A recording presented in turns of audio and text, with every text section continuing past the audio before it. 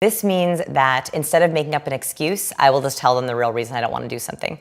So for example, a good friend of mine was like, hey, I have this networking event that I'm throwing. It's with a bunch of women in Oregon. I live in Portland.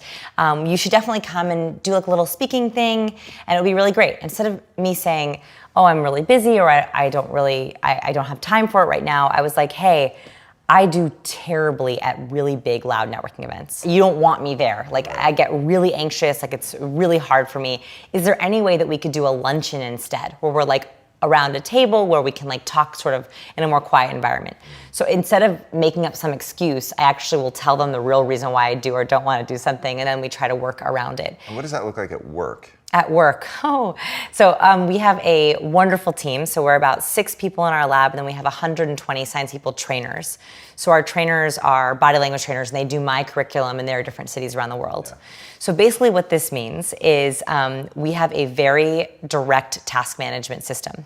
So I think that is incredibly important with your team to A, know their personality matrix. So I know everyone on my team, their personality matrix, and also how they like to receive feedback and how they like to brainstorm. So for example, let's say that I have an idea and I want to do a big brainstorming session. I like to brainstorm out loud, but I know that 2 of my team members do not.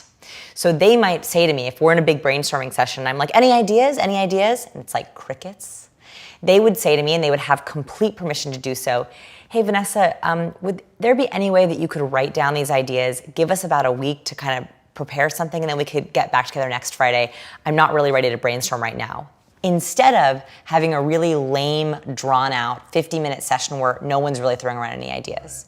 So it's a much faster way to speak to our natural orientations in the workplace or on our team. Talk to me about identifying primary values and what they are.